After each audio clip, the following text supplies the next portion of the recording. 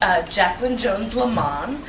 She is a graduate fellow and a member of the board of directors of Cape Canem Foundation Incorporated. She is the author of a previous poetry collection called Gravity USA, and she's also written a novel called In the Arms of the One Who Loves Me. Her work has appeared in the Crab Orchard Review, the Indiana Review, Mythium, Ninth Letter, Callaloo, the New Pittsburgh Courier, and the Indianapolis Recorder. She is the director of the MFA program in creative writing at Adelphi, and she teaches poetry, literature, and pedagogy. Her book, Last Seen, is inspired by actual case histories of long-term missing African American children, and it was the recipient of the 2011 Felix Pollock Prize in Poetry.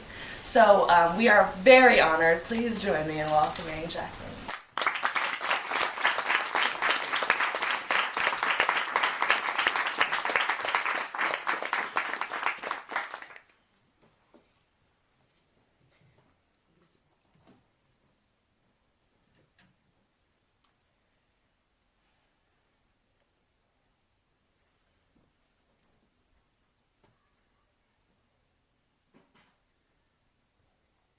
Last seen at home, near a grocery store 4 miles east of Woodville on Highway 24. At 10 a.m., riding a red bicycle. At home at approximately 5 p.m. on June 21st, 1989. At the Broadacre swap meet. Playing video games in his home during the early morning hours of March 30, 1997.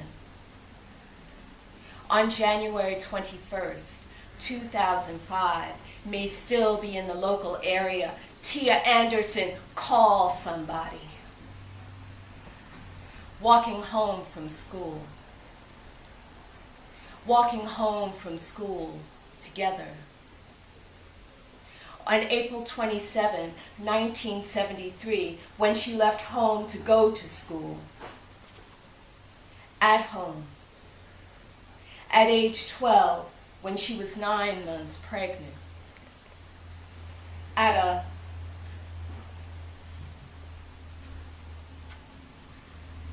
Thank you, Jessica. Thank you, Daryl. Thank you, Greenlight Books, for having us. You all are gorgeous.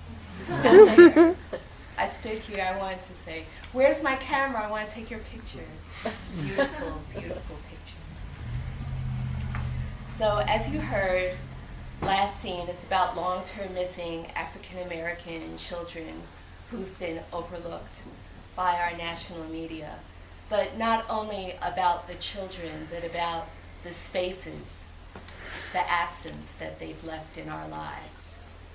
So I'll be reading from different sections of the collection, and we'll start with the San Francisco Sonnets. I'll read you one or two from each section.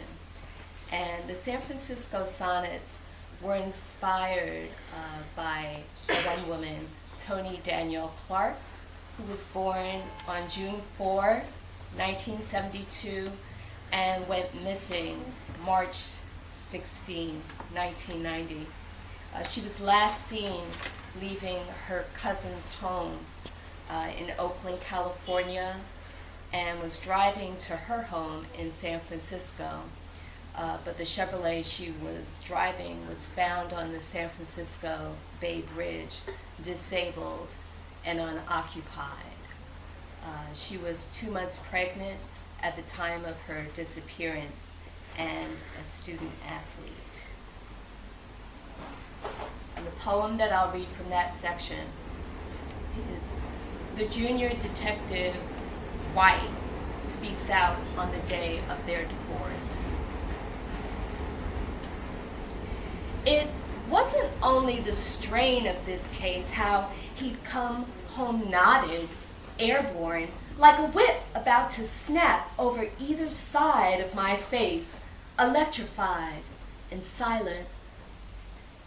He believed she was alive somewhere, restless and in struggle, in a place he couldn't locate but tried to get to all the time, especially at night, oftentimes in me. And he'd press on, keep digging long after the brass turned his will to rust, and our lives too. Dear God, I couldn't soothe the brittle, couldn't make solid what time had turned to dust. His solo hunt, a charged metallic rain that stung and cut my ever-opened eyes. That, and how he crushed the children's joy, those hugs, where they can't speak a word or ever take a needed breath. He shattered glass, then swept it, then pushed us all away.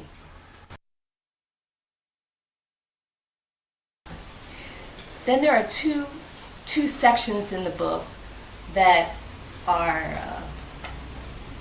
about polygraph questions. And if you know anything about polygraph, there are two types of questions in polygraph. You have your control questions, which are basically yes or no questions. And then you have your guilty knowledge questions, which are thrown in to see if you'll say something you're not supposed to say. And these questions are also taken from Banu Kapil Ryder's The Vertical Interrogation of Strangers. So this particular question is, who are you and whom do you love? The woman you were when you left them, the silhouette sorting through your garbage in search of aluminum cans and credit cards. The man who jumped in front of your car and the man who thought he had pushed him. The jealous husband. Clarence Thomas's first wife. The minister who built harpsichords and molested you again and again. The mother who cannot taste her milk. Your grandmother's image of herself. Sammy Davis, Jr. Your children. The children you knew would die as sacrifice. The man who wears headphones and operates the ride.